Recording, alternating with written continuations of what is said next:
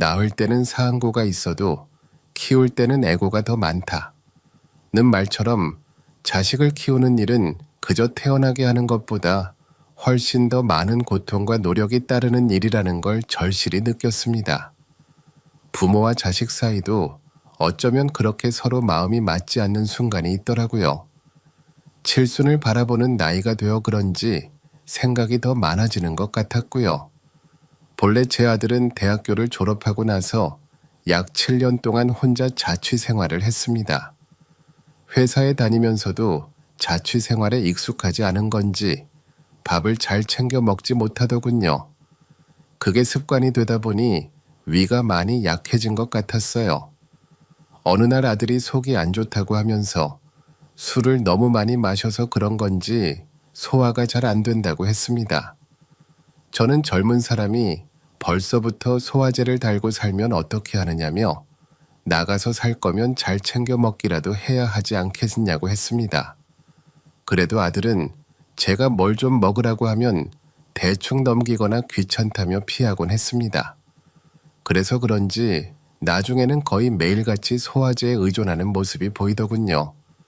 그런 모습을 보니 마음이 참 안 좋았습니다. 사실 남편이 좀 일찍 세상을 떠나서 저는 마음 둘 곳이 아들뿐이었거든요. 남편은 지병이 있어서 올해 앓다가 떠났습니다. 남편이 남긴 재산으로 어떻게든 그럭저럭 살아왔어요. 외롭긴 했지만 그래도 아들이 잘 지내는 걸 보면서 위안을 삼았습니다. 아들이 회사 생활은 큰 문제 없이 잘 해내고 있으니 뭐라 잔소리하기도 좀 그렇더군요. 그러던 중 아들이 35이 되었을 때 동갑내기인 며느리를 만나 결혼을 하게 되었습니다. 그때 제 마음이 참 편해지더라고요. 이제라도 잘 먹고 몸 관리도 잘하겠지. 이런 기대도 조금 생겼습니다. 며느리가 한눈에 봐도 야무져 보이더군요. 참 다행이다 싶었습니다. 처음에 아들이 결혼한다고 갑작스럽게 이야기를 꺼냈을 때 저는 너무 좋으면서도 아들 둔 엄마들이 대부분 그렇듯 조금 서운하기도 했습니다. 우리 아들이 원래 무뚝뚝한 성격이라서 애교도 없고 평소 저에게 그렇게 살갑게 다가오는 편도 아니었거든요. 연락도 자주 하지 않았고요. 가끔 제가 전화를 하면 늘 바쁘다며 퉁명스럽게 답하곤 했습니다. 그러다 보니 아들의 결혼 소식이 더더욱 예상치 못한 일이었고 그럼에도 불구하고 자기 짝을 찾아 장가를 간다니 반갑기도 했습니다. 그때 아들이 다니는 회사가 제조업체의 생산관리 쪽이고 며느리는 무역회사에서 대리로 일하고 있다는 이야기를 들었습니다.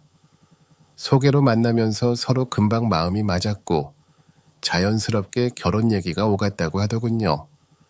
저는 아들이 오랫동안 혼자 지내는 게 늘 걱정이었는데 드디어 인연을 만나 결혼하게 되니 참 다행이다 싶었습니다. 상견례 때 분위기는 아주 무난하게 진행됐습니다. 저희 쪽도 그렇고 며느리네 쪽도 별다른 말 없이 조용하고 무덤덤하게 준비가 진행되었거든요.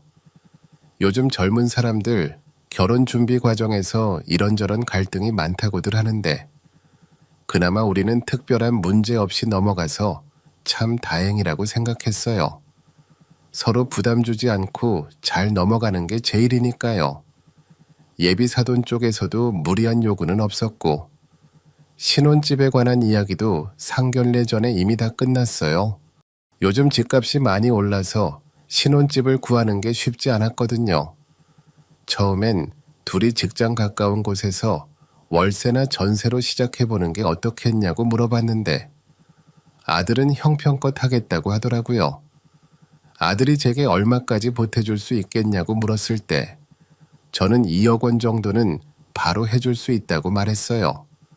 하지만 제가 알기로는 그들이 알아본 집에 비하면 좀 부족하지 않겠냐고 했죠.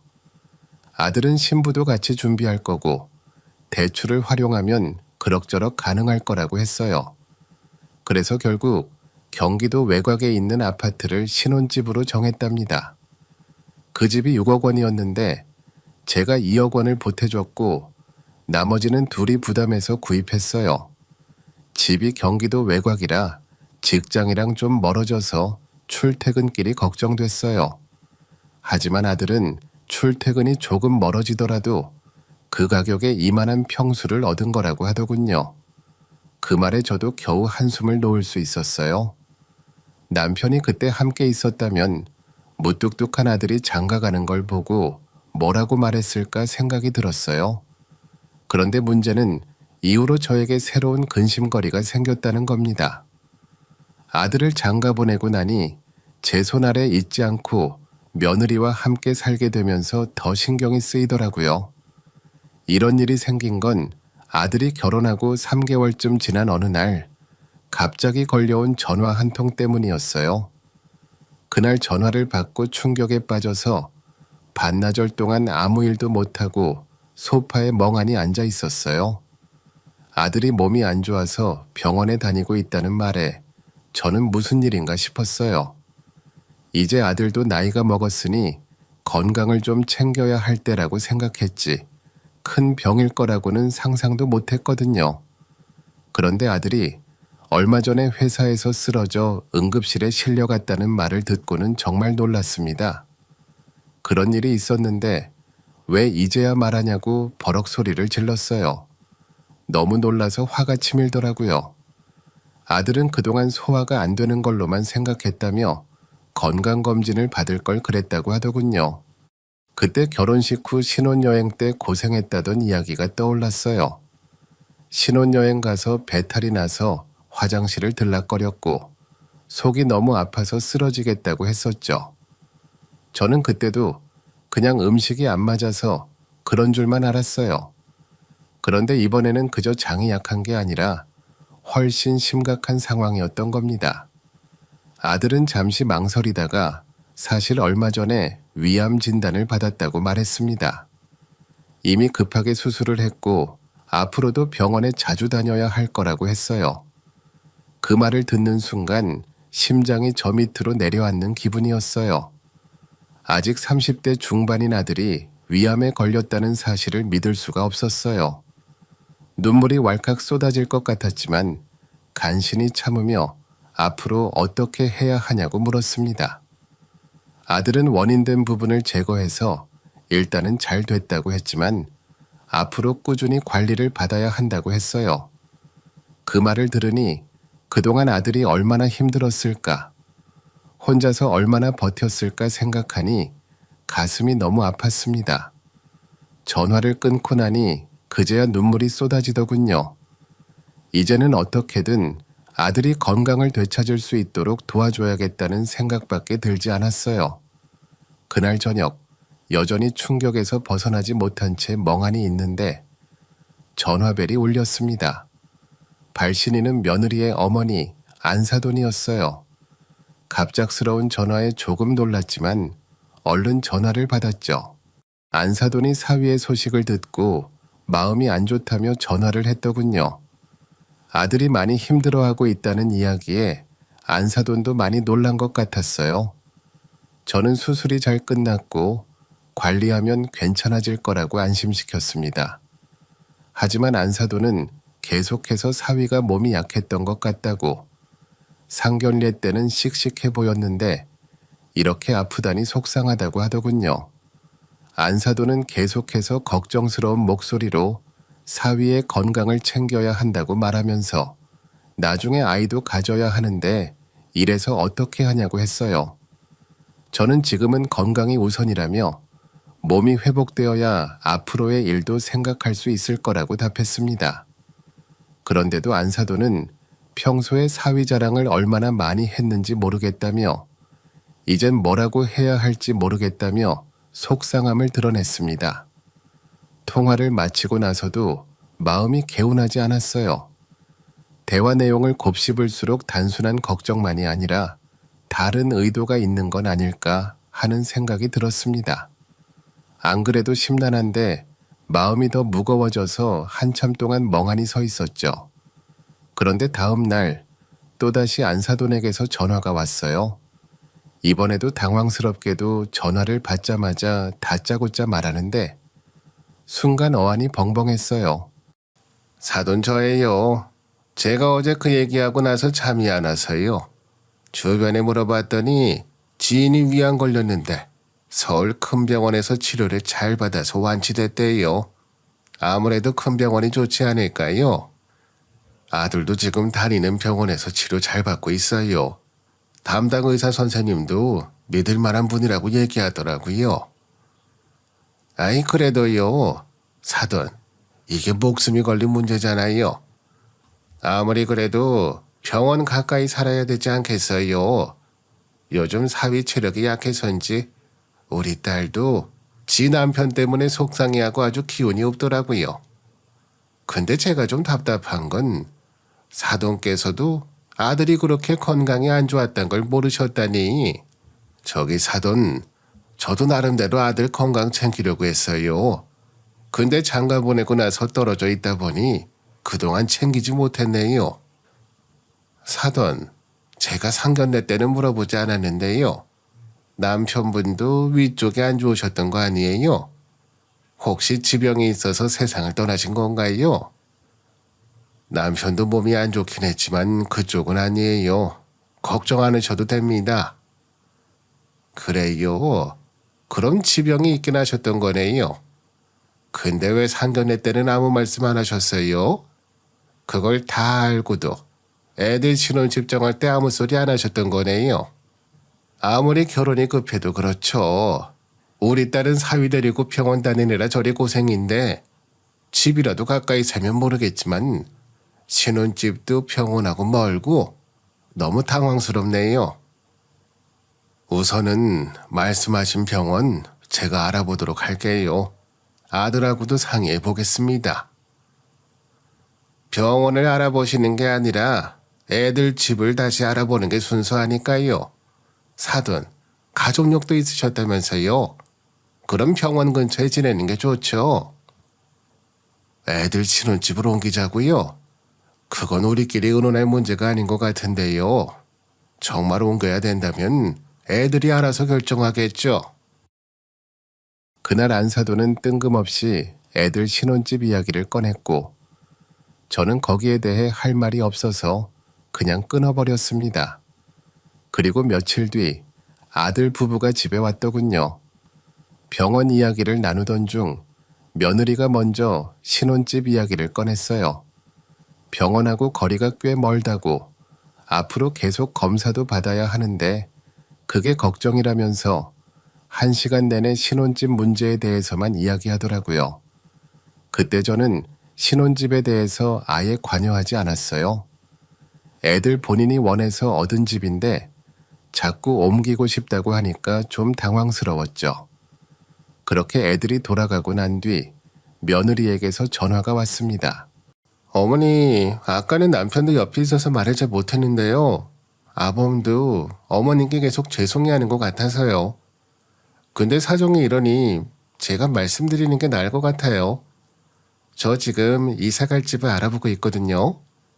병원이랑 회사랑 가까운 곳으로 다시 얻으려고 하는데 어머님이 좀 도와주실 수 없을까요? 신혼집으로 옮긴다고? 너희들 거기서 지낸 지 얼마 되지도 않았는데 집을 또 옮기려고? 옮기는 집은 얼만데 너희들 그만한 돈은 있어? 돈은 당연히 없죠. 그러니 제가 어머니께 연락드린 거고요. 친정엄마랑 통화하셨다 들었는데 그때 어느 정도 얘기가 된 거 아니었나요? 전 그래서 부동산 다니면서 집을 알아보고 있었는데요. 뭐? 안사돈이 그렇게 말씀하셨다고? 내가 너희들 집으로 옮겨준다고? 그날 안사돈이 너희들 멀리 살아서 걱정이라고만 하셨지. 나도 그렇고 이사 이야기까지는 하지도 않았는데 뭔 소리야. 아무튼 어머님, 저는 이사 갈 집 알아보고 있어요. 집은 이미 내놨고요. 나중에 집 가격에 대해서는 다시 말씀드릴게요. 저 내일 출근해야 돼서 바빠서요. 나머지 이야기는 아범하고 나누세요. 다음 날 아들에게서 전화가 왔습니다. 예상대로 아들은 집을 옮기는 이야기를 꺼내더군요. 아내가 많이 불안해한다며 자기도 몸이 아프니 뭐라 할 말이 없었다면서 저에게 도움을 요청했어요. 병원 근처로 이사해서 꾸준히 검사받는 게 돈을 아끼는 방법 같다고 하더군요. 나중에 큰 병이 되면 치료비가 더 많이 나갈 테니 미리 예방 차원에서 움직이는 게 낫다고 말했어요. 그 말을 들으니 저도 고민이 되긴 했습니다. 하지만 안사돈과 며느리의 태도가 썩 마음에 들진 않았어요. 그래서 저는 아들에게 한 가지 조건을 내걸었죠. 다른 이유가 아니라 건강 때문에 이사를 하는 거라면 제가 도와주긴 하겠다. 대신 우리 집 근처로 알아보라고 했어요. 가까이 살면서 아들의 건강 상태도 제가 직접 보고 신경 써야겠다고 생각했거든요. 아들은 한참 동안 대답을 하지 않았습니다. 그때 옆에서 며느리의 목소리가 살짝 들렸는데 그 후에야 아들이 그렇게 하겠다고 하더군요. 그날 이후 아들 부부는 새로 이사할 집을 알아보기 시작했고 저는 은행에 가서 3억 원의 대출을 더 받아 아들에게 보내줬습니다. 그 일이 있은 후 안사돈에게서 전화가 왔어요. 안사돈은 정말 잘 결정하셨다며 사위가 병원에 왔다 갔다 하기도 편하고 아이들도 안정되면 마음이 한결 나아질 거라고 말하더군요. 그러면서 고생이 많으셨다고 덧붙였어요. 뒤이어 며느리도 연락이 왔습니다. 며느리는 정말 감사하다며 자신과 아들이 알아본 집 목록을 함께 공유해 줄 테니 같이 봐달라고 했어요. 그 말에 고맙기도 했고 가족이 함께 고민하는 과정이라 좋았습니다. 아들 부부는 얼마 지나지 않아 서울로 이사하게 되었고 저희 집에서 30분 거리에 살게 되었어요. 그 덕분에 아들 얼굴도 자주 볼 수 있었죠. 아들이 며느리보다 먼저 퇴근하는 날이면 저에게 와서 저녁밥을 차려달라고 하곤 했습니다. 그런데 볼 때마다 살이 점점 빠져가는 것 같아 걱정이 되더군요. 아들이 암 치료 중이니 당연히 힘든 건 알지만 그래도 너무 빠르게 체력이 떨어지는 게 눈에 보였어요. 며느리가 직장도 멀어지고 아들의 치료도 챙기느라 힘들었을 거라는 건 알았지만 그 모든 걸 며느리에게만 맡기고 제가 너무 관여하지 않는 건 아닌지 마음에 걸렸습니다. 그래서 결국 저는 반찬이라도 해다 주기로 결심했어요. 며느리가 괜찮다고 거듭 말했지만 제 마음 한켠에서는 뭔가를 해주고 싶은 생각이 들더라고요. 아들이 제대로 된 음식을 먹고 있는지 걱정이 됐으니까요. 정성껏 반찬을 준비해서 아들네 집을 찾아갔습니다. 현관 앞에서 초인종을 눌렀을 때 며느리가 문을 열어줬어요. 며느리는 제가 온 것을 보고 고맙지만 굳이 이렇게 챙겨주지 않아도 된다고 말하더군요.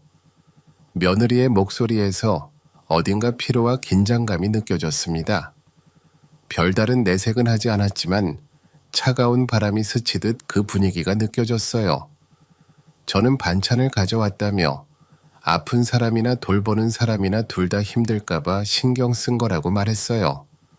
며느리는 짧게 감사합니다 라고 대답하고는 더 이상 말을 하지 않았습니다. 그때부터 뭔가 불편한 기운이 감돌기 시작했어요. 제가 며느리에게 들어가서 쉬라고 하며 컨디션이 좋아 보이지 않는다고 말했어요. 그런데 며느리는 자신도 잠시 나가야 한다면서 저도 같이 나가자고 했습니다. 그러면서 겉옷을 걸치고 나가는 준비를 하더군요. 그 태도에 저는 순간 당황해서 아무 말도 하지 못하고 며느리의 재촉하는 듯한 모습에 따라 나갈 수밖에 없었습니다. 그 순간 내심 이 상황이 무엇을 의미하는 건지 여러 가지 생각이 머릿속을 스치더군요. 엘리베이터를 기다리는 동안 그리고 타고 내려가는 동안 내내 묘한 침묵이 흐르고 며느리는 제 쪽을 한 번도 보지 않았고 말도 건네지 않았어요. 저는 뭔가 불편한 기색을 느꼈지만 별말 없이 그저 짧게 수고하라고 인사했답니다. 이 말에 며느리는 고개만 살짝 끄덕이고는 저와 같이 내린 뒤 서둘러 사라졌는데요. 그때 저는 이게 그냥 제 기분 탓인지 아니면 정말로 며느리가 저를 부담스럽게 여기는 건지 혼란스러웠어요. 집에 돌아오고 나니 마음이 영 편치 않더라고요. 왠지 모르게 서로 불편한 감정이 스친 것만 같은 느낌이었고 그게 자꾸 신경이 쓰였습니다. 그래도 어쩌겠냐는 생각에 저녁을 준비하던 찰나 갑자기 아들한테서 전화가 온 거예요. 저는 반가운 마음에 전화를 받았지만 아들이 내뱉은 첫 마디에 가슴이 철렁 내려앉았습니다. 엄마, 이 사람도 지금 나 돌보느라 스트레스가 많아. 엄마 마음은 알겠는데 조금만 우리한테 시간을 줬으면 좋겠어. 그게 무슨 말이야 갑자기? 오늘 엄마 다녀간 건 알지? 아니까 전화를 했지. 일단은 고마워. 근데 치료비랑 생활비를 둘 다 부담하느라 많이 힘들어하고 있어. 그리고 서울에서 경기도까지 직장 오가느라 몸도 지쳐있고 내가 가운데서 신경이 너무 많이 쓰여. 엄마가 걱정하는 건 아닌데 우리 잘 헤쳐나갈 수 있어. 나중에 내가 연락할 테니까 그때 오셔. 아들에게서 전화가 온 뒤 마음 한편이 참 서운하더군요. 그동안 내가 해온 노력들이 전부 부질없게 느껴지기도 했고 무엇보다 내 자식이 아픈데도 내가 직접 챙겨주지 못하는 상황이 너무 안타까웠어요. 그래도 며느리가 일하면서 남편을 돌봐야 하니 얼마나 힘들지 짐작이 가서 이 상황을 받아들이기로 했습니다.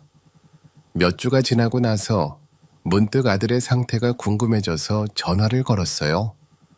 아들은 언제나처럼 담담하게 약 먹고 치료 잘 받고 있으니 너무 걱정하지 말라고 하더군요. 말은 간결했지만 그 목소리 속에서 아들이 그동안 얼마나 지쳐 있었는지 느껴졌습니다. 매일 약을 먹고 병원에 다니며 몸과 마음이 지쳐 있을 아들을 생각하니 가슴이 답답하고 불안한 마음이 들었어요. 사실 그쯤에서 주변에서 들은 얘기들이 떠오르기 시작했거든요. 제가 일하는 곳의 청소업체 직원들과 이야기를 나누다 보면 자연스럽게 아들 이야기로 흐르곤 했어요. 아들이 위암 1기라 너무 걱정된다고, 내가 다 챙겨줄 수 없는 상황이라 마음이 계속 쓰인다고 말했죠. 그랬더니 그중 한 직원이 자신의 남편도 위암 1기였다고 하더라고요. 절제술이랑 항암 치료를 받고 나서 지금은 큰 문제 없이 식사도 잘하고 있다고 해서 그 얘기를 들으니 잠깐은 안심이 됐어요. 그런데 그 직원이 마지막에 한 말이 다시 마음을 불안하게 만들었어요. 재발하지 않도록 정말 조심해야 하고 특히 식단 관리와 스트레스가 재발의 중요한 요인이라는 거였어요. 그 이야기를 듣고 나니 생각이 많아지더군요. 아들이 지금은 잘 버티고 있어도 언제 상황이 나빠질지 모른다는 두려움이 커졌어요. 치료가 끝났다고 해서 완전히 안심할 수 있는 것도 아니고 언제든 문제가 생길 수 있다는 생각이 머릿속에서 떠나지 않더라고요. 아들이 정말 괜찮을까, 이대로 계속 괜찮을까 하는 걱정이 가득했어요. 그렇다고 며느리에게 이 이야기를 직접 꺼내기도 어려웠어요. 괜히 불편하게 만들까봐 조심스러웠거든요. 그래서 며느리가 없을 때 조용히 아들을 챙겨주기로 했어요. 그렇다고 아들을 불러서 뭘 가져가라고 할 수도 없고 아들이 몸도 힘들어 할 텐데 오가며 부담 주기 싫었거든요. 그래서 내가 직접 반찬이나 필요한 것들을 챙겨서 아들네 집에 갖다 주기로 마음먹었어요. 혹시 몰라서 그 전에 며느리에게 전화를 걸었는데 받질 않더라고요. 부재중으로 넘어가길래 나중에라도 연락이 오겠지 했죠. 그런데 시간이 지나도 며느리에게서 아무런 연락이 없었어요. 결국 아들에게 다시 전화를 걸어봤더니 며느리가 친정에 가서 하루 자고 온다고 하더라고요. 그 말에 이번 기회에 아들을 제대로 챙겨줘야겠다는 생각이 들었어요. 그날 부엌에서 한참 동안 생채소들을 다듬고 위에 좋은 식재료들을 준비했어요. 항암 치료 중인 아들에게는 가벼운 음식이 좋다고 해서 삶고 찌고 하면서 정성껏 준비했어요. 아들이 쉽게 먹을 수 있도록 최대한 신경을 썼죠.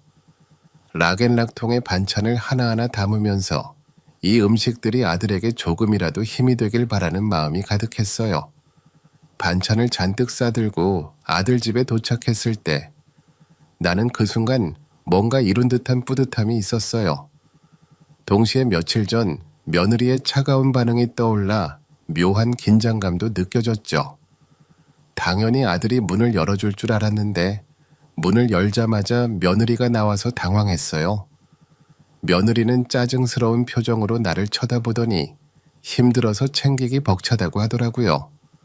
반찬도 더 이상 필요 없다고, 알아서 잘 해먹고 있으니까 굳이 오지 않아도 된다고 말하는데, 그 말을 듣는 순간 무거운 반찬들을 들고 온 내 마음이 한순간에 무너져 내리는 기분이었어요. 서운함과 상처가 마음속에서 치밀어 오르는데 그 순간 말문이 막혀 아무 말도 할 수 없더라고요. 내가 이걸 잘못한 건가? 라는 생각이 들면서 혼란스러웠어요. 그렇게 서 있다가 갑자기 울컥하는 마음에 나도 모르게 큰 소리가 나왔어요. 내가 너더러 음식을 하라고 했냐? 뭘 어쩌라고 했냐? 왜 그렇게 화를 내는 거야? 대체 내가 뭘 잘못했어? 보자 하니까 너도 참 너무하다. 너희 병원 다니기 편했으면 좋겠다고 해서 이리로 옮겨온 거고, 아무리 우리 집이랑 가까워도 오라 가라 소리 너한테 한 적도 없어. 그냥 갖고 온 거 받아주는 것도 그렇게 싫으냐? 솔직히 음식은 핑계인 것 같은데 아닌가요, 어머니? 집 사줬으면 그걸로 끝이지. 그걸로 너무 생색내시는 것 같아요. 집 옮기는 것도 어디까지나 이 사람 위해서 해주신 건데 수시로 드나드시는 불편함을 제가 감수해야 되잖아요. 뭐라고? 내가 생색을 낸다고? 너 진짜 나를 우습게 보는구나. 내가 나 좋자고 이렇게 왔다 갔다 하는 거야? 이렇게 네 눈치까지 봐야 돼? 아니, 왜 화를 내세요? 제가 이런 부분으로 어머님이랑 부딪히기 싫어서 이사 오고 나서도 저희 좀 그냥 둬달라고 말씀드린 거잖아요. 아, 그리고 이 음식들 가져가셨으면 좋겠어요. 저희 집에 더 둘 데도 없거든요. 그때 머릿속을 스친 생각은 제가 얻어준 이 집이 25평대라는 거였어요. 애들이 이전에 살던 집은 18평대였고 이번에는 아들이 조금이라도 더 편하게 지내라고 전보다 넓은 집을 얻어준 거였거든요. 사실 그 집을 구할 때도 고민이 많았어요. 요즘 집값이 워낙 비싸서 쉽게 결정할 수 있는 상황이 아니었지만 아들이 암 치료 중이기도 하고 그나마 넉넉하게 살 수 있도록 해주고 싶어서 무리해서 얻어준 집이었어요. 그런데 정작 며느리 입에서 둘 데가 없다는 말이 나오니 화가 치밀어 올랐죠. 내가 해준 모든 게 부질없게 느껴졌어요. 손에 들고 있던 락앤락 통들이 갑자기 무겁게 느껴졌고 아들을 위해 정성껏 준비한 음식들이 그 자리에 그대로 쌓여 있는 걸 보니 억울하고 서러움이 가슴 한구석에서 밀려왔습니다.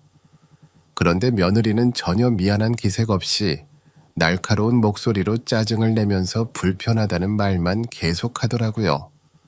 제가 음식을 가져다 달라고 한 적 없다는 식으로 말하면서 이렇게 두고 가면 둘 데가 없으니 다 버려야 한다고 하더군요.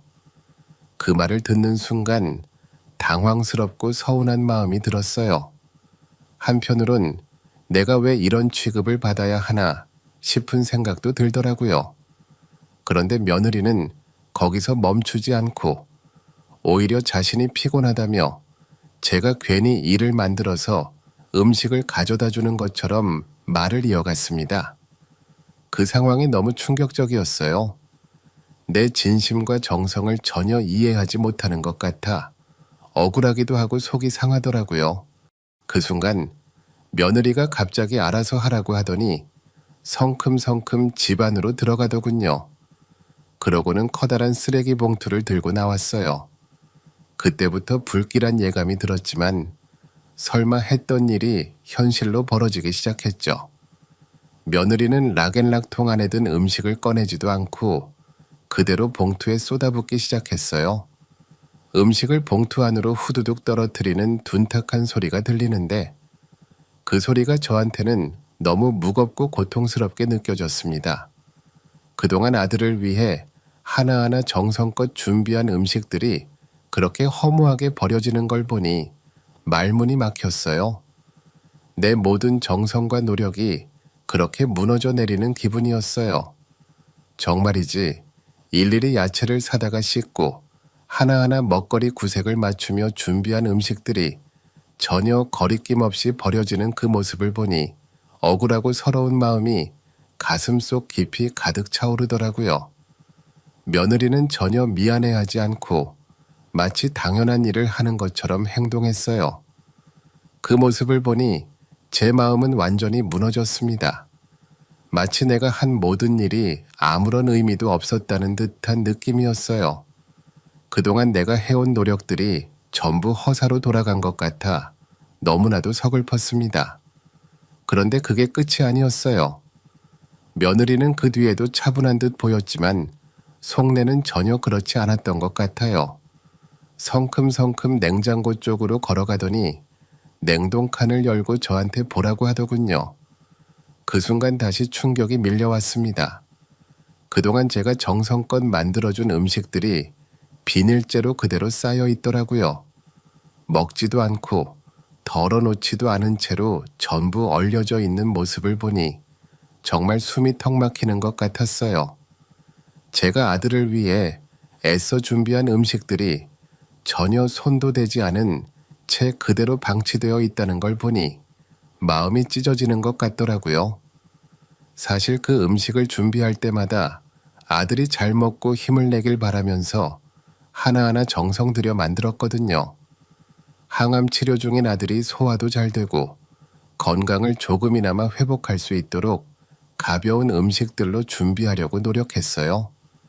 그런데 그렇게 준비한 음식들이 전혀 먹히지도 않고 아무런 의미 없이 쌓여 있었다는 걸 알게 된 순간 내가 왜 이런 노력을 했나 하는 자괴감이 들었어요. 며느리는 전혀 거리낌 없이 냉동칸을 가리키면서 저한테 보라고 했고 그 모습에 더 이상 할 말이 없더라고요. 그동안 쌓였던 서운함과 억울함이 한꺼번에 몰려오면서 마음 한구석이 텅 비는 기분이었어요. 정말이지 그 순간만큼은 모든 게 헛된 일처럼 느껴졌어요. 너 지금 이게 뭐냐? 아니 사람을 적당히 우습게 봐도 유분수지? 이게 다 뭔 꼴이야? 그러니까 이걸 보고 좀 알아들으시라는 거예요. 이걸 보고도 모르시겠냐고요? 둘 다 일하고 한쪽은 아프고 한쪽은 그거 챙기느라 뭘 먹지도 못하고 바빠 죽겠는데 자꾸 산더미처럼 음식을 주시면 어떡해요? 이거 사람 괴롭히는 거죠. 이제 좀 이해가 되세요? 세상에, 넌 어떻게 네 남편 어미가 아들 병이 걱정돼서 해온 음식을 이 모양으로 해두냐? 아니 누가 걱정하지 말래요? 하세요, 하시라고요. 근데 어머니 충분히 할 만큼 하셨잖아요. 그 이상은 할 필요가 없다는 얘기예요. 이사 왔고 그 정도면 된 거잖아요. 어머니도 저도 힘들지 말자고 그간 몇 번이나 말했는데 어머니가 도통 말을 못 알아들으시니까요. 더 볼일 없으면 가세요. 저도 오늘 너무 화가 나서 배웅은 못 해드리겠네요. 일단 이거 제가 다 버릴게요. 며느리가 신경질적으로 봉투를 내 앞에서 펼치면서 나한테 퍼붓는 그 순간 애들 주방이며 거실이며 집안 곳곳이 한눈에 들어왔습니다. 그동안 나는 내가 낳은 아들이 아프다는 이유로 좀 더 신경 써주고 잘해주려고 했던 지난 시간들이 머릿속을 스쳐 지나갔어요. 아들이 건강을 회복하길 바라며 작은 것 하나도 소홀히 하지 않고 정성을 다했던 그 시간들이 전부 한순간에 쓰레기 봉투 속으로 빨려 들어가는 느낌이었죠. 마치 내가 했던 모든 노력이 그렇게 허무하게 사라지는 것처럼요. 그 전까지는 화가 나서 혈압이 오르고 속에서 천불이 끓어오르는 기분이었어요. 하지만 어느 순간 머릿속이 맑아지면서 마음도 차분하게 가라앉아 버렸습니다. 감정이 더 이상 요동치지 않고 오히려 모든 게 고요해진 느낌이었어요. 그리고 내가 들고 왔던 가방을 바닥에 툭 내려놓고 천천히 며느리에게 다가갔어요. 그러면서 아주 차분하게 말했죠. 그 쓰레기 봉투 있으면 더 줘봐라. 더 있을 거 아니야. 뭐 같이 치우시게요? 그러실 필요 없는데 갑자기 왜 그러세요? 아까 서랍장에 보니 봉투가 많은 것 같은데 그거 전부 다 줘봐라 얼른. 며느리가 계속해서 불만을 털어놓던 와중에 천천히 쓰레기 봉투를 몇 장 가져오더군요. 저는 그걸 받자마자 아무 말도 하지 않고 식탁 위에 한 장씩 펼쳐놓으며 차곡차곡 제 손에 쥐었어요. 며느리의 놀란 표정이 뒤에서 느껴졌지만 한 번도 뒤를 돌아보지 않았습니다.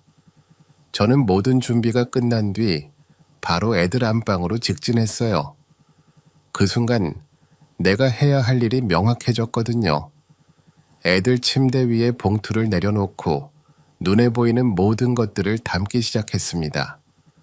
옆에 있던 며느리는 그 모습을 보더니 허옇게 질려서 넋이 나간 듯 보였어요.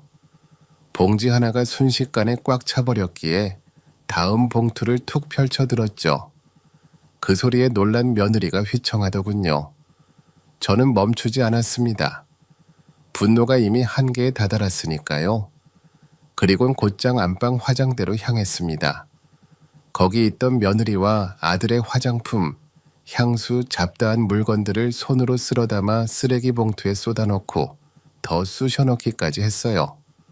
며느리가 뒤에서 놀라서 외쳤지만 저는 아랑곳하지 않았습니다. 오히려 더 거칠게 옷장 문을 열어젖히고 걸려있던 옷들까지 닥치는 대로 봉투에 쓸어 담기 시작했거든요. 셔츠며 바지며 코트까지 모조리 다요. 제 손은 멈출 줄을 몰랐어요. 그동안 쌓여왔던 서운함과 분노가 제 안에서 끓어오르고 있었으니까요. 며느리의 목소리는 점점 더 날카로워졌습니다. 저를 막으려 했지만 저는 밀쳐내며 계속 물건들을 쓸어 담았어요. 그때까지 제 손은 쉬지 않았습니다. 가방들까지 모조리 봉투에 쓸어 담고 나서야 저는 봉투를 질질 끌고 현관으로 향했어요. 그제야 며느리가 달려들더군요. 며느리는 저를 막으려 애썼지만 저는 멈출 생각이 전혀 없었습니다. 며느리가 비닐봉투를 잡아당기자 저는 더 강하게 당겼어요. 그 순간 제 안에서 터져나오는 분노가 온몸에 퍼지며 손까지 떨리더군요. 그래서 더 강하게 말했죠. 당장 손을 치우지 않으면 오늘 이 집에 있는 것들을 다 내다 버리겠다고요. 그 말에 며느리의 얼굴이 하얗게 질리더군요. 하지만 그래도 비닐봉투를 놓지 않으려는 모습을 보면서 저는 더 이상 참을 수 없었어요. 며느리가 봉투를 끌어안고 안 된다고 고개를 저었지만 저는 주저하지 않고 며느리의 손을 밀쳐내며 봉투를 현관바닥에 던졌습니다. 그 소리에 며느리가 충격받은 듯 멍해지더군요. 그 순간 저는 봉투를 질질 끌고 엘리베이터 앞까지 나갔습니다. 그때도 며느리는 뒤에서 저를 붙잡으려 했지만 저는 아무런 말도 하지 않고 강하게 봉투를 잡아당겼죠. 엘리베이터 앞에 도착하자 며느리에게 경고했어요. 더 이상 따라오면 우리 사이가 끝이라고요. 며느리가 갑작스러운 상황에 당황한 듯 머리를 부여잡고 두려움에 찬 표정을 지었지만 저는 눈을 감고 귀를 닫았어요. 그동안 쌓였던 감정이 터져나오는 순간이었거든요. 엘리베이터가 내려가는 동안에도 며느리의 고해성이 들렸지만 저는 애써 무시했습니다. 그 순간 제 마음속에는 오직 한 가지 확신만이 남아 있었어요. 이제 더는 참을 수 없다는 것, 그리고 그동안 쌓였던 모든 억울함이 터져나오는 순간이라는 사실이요. 아들이 며느리 편만 들면서 나를 무시했던 그 모든 순간들이 떠올랐습니다. 아들이 내게 등을 돌리고 내가 해준 것들을 당연하게 여기며 고마움을 잊었던 그 순간들이 하나하나 떠오르더군요. 그 모든 상황이 결국 저를 여기까지 몰고 온 거였어요. 그리고 그때 깨달았어요. 이제는 더 이상 내가 할 수 있는 게 없다는 것을요. 마음속에 남아있던 마지막 자존심마저 무너졌습니다. 그렇게 모든 걸 내다버리고 나니 내 안의 공허함이 점점 더 커지더군요. 재활용 쓰레기장에 물건들을 던져놓고 나서 나는 바로 아들에게 전화를 걸었습니다. 나 지금 네 집 왔다 가는 길이다. 근데 너 말이야, 너도 참 너다. 어떻게 네 엄마가 해다 준 음식을 냉동고에서 썩힐 때까지 보고만 있어? 그럼 대체 뭘 먹고 살았어? 엄마, 왜 그렇게 화가 나 있는 거야? 우리들이야 그냥 알아서 적당히 둘이 잘 해먹고 살고 있었어. 별 뜻 없다니까? 얘가 무슨 소리를 하는 거야? 위암인데 먹을 걸 어떻게 신경을 안 써? 여지껏 그렇게 막 먹어서 병을 얻어놓고 진짜 큰일 날 소리 하고 있네. 엄마가 신경 안 쓰게 생겼어? 젊은 자식이 암이 걸렸다고 하는데 이 정도 챙겨주는 것도 이렇게 상전 모시던 눈치 보며 오가야 돼. 엄마, 사실 위암이 아니라 그냥 위에 뭐가 생긴 거였어. 그렇게 심각한 상황까지는 아니라고. 뭐? 너 지금 그게 무슨 말이야? 위암이 아니라고? 네가 분명히 엄마한테 전화해서 그렇게 얘기했잖아. 급하게 수술까지 했다고? 그게 바로 위암 전 단계라고 했어.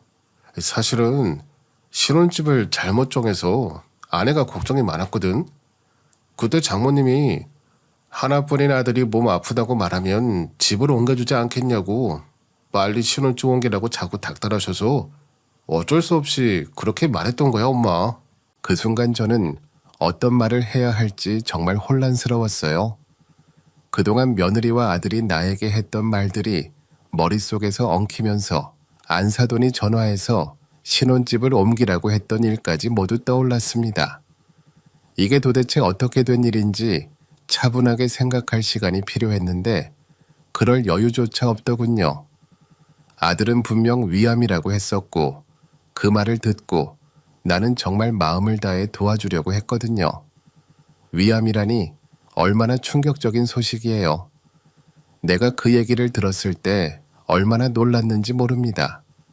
그래서 그동안 병원 치료를 도와주고 음식을 챙겨주며 어떻게든 건강을 되찾길 바랐어요. 그런데 지금 와서 보니 모든 퍼즐이 맞춰지기 시작했어요.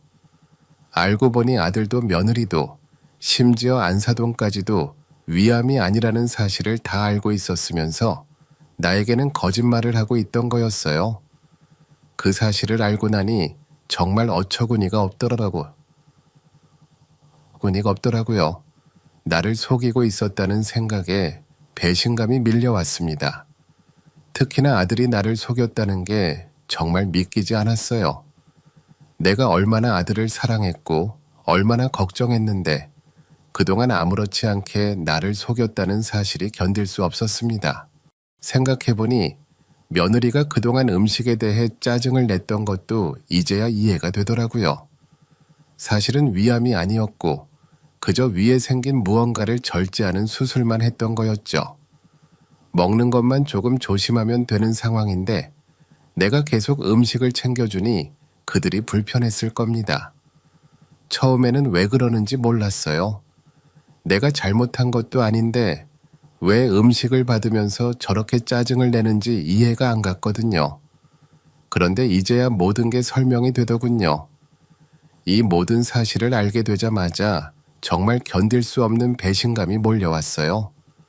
어떻게 나에게 이렇게까지 거짓말을 할 수 있나 싶었죠.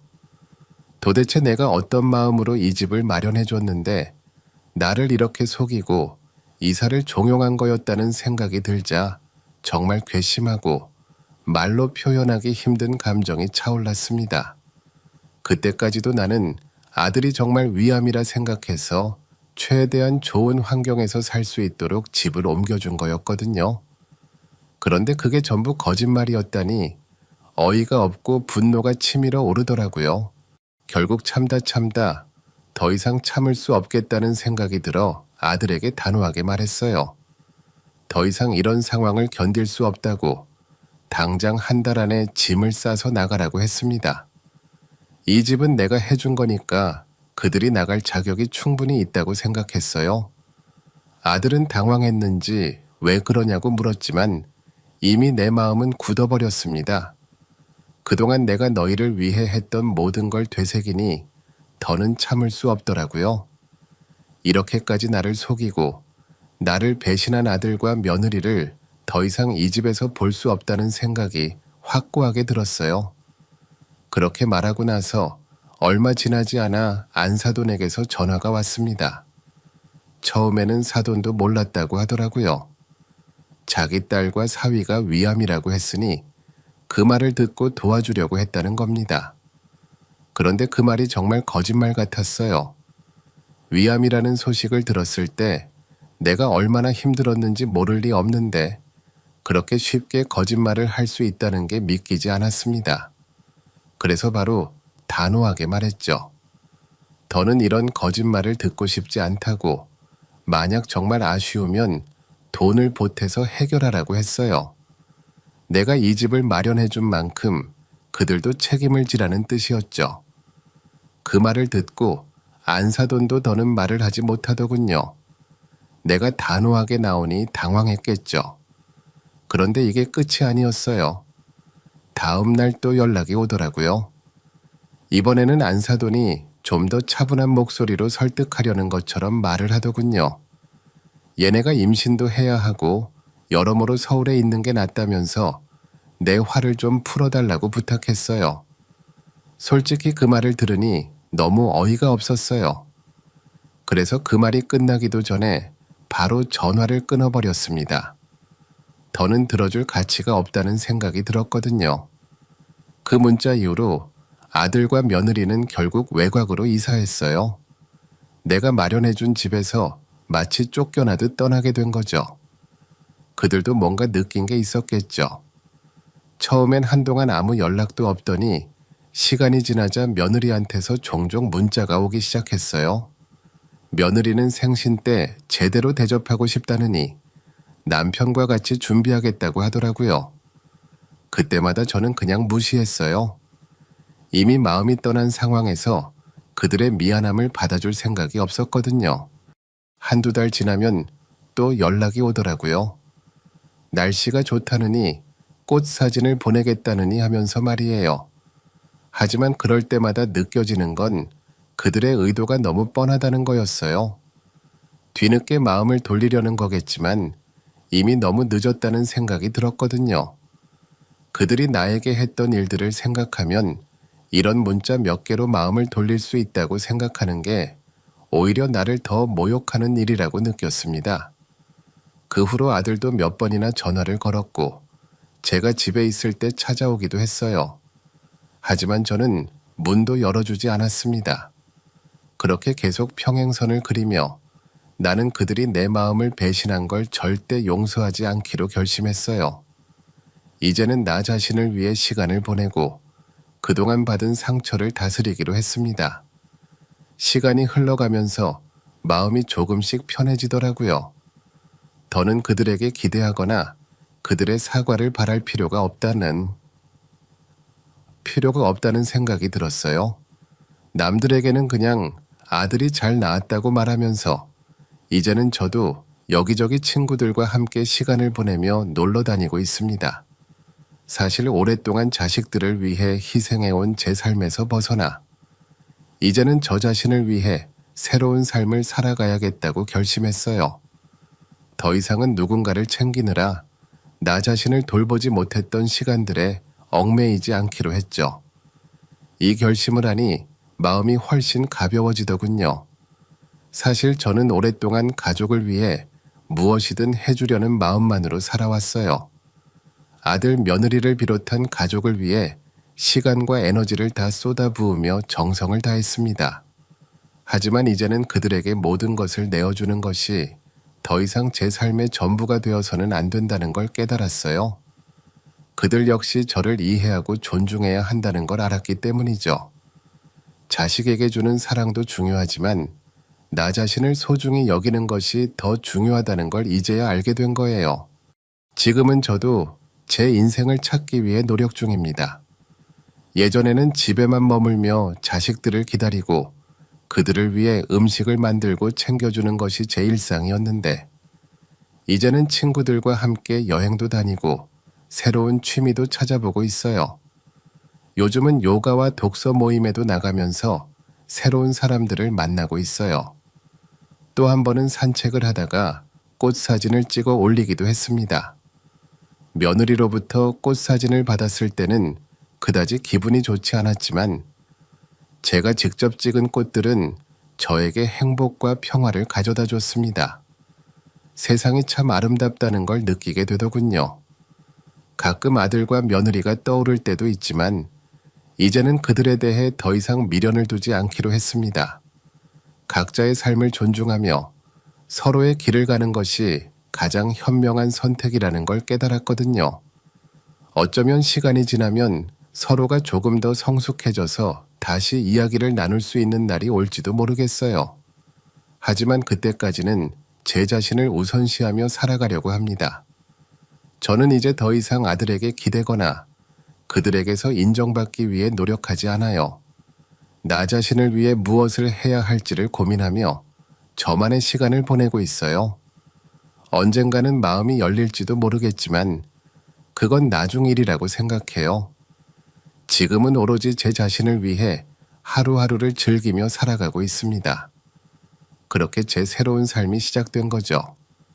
이제는 남에게 의존하지 않고 나 자신을 돌보며 자유롭고 행복한 인생을 살고 있어요. 앞으로도 그렇게 살아가기로 다짐했습니다. 여기까지 제 이야기를 들어주셔서 정말 감사드려요. 모두 건강하시고 각자의 삶에서 행복을 찾길 바랍니다. 오늘도 저희 채널에 와주셔서 감사드립니다.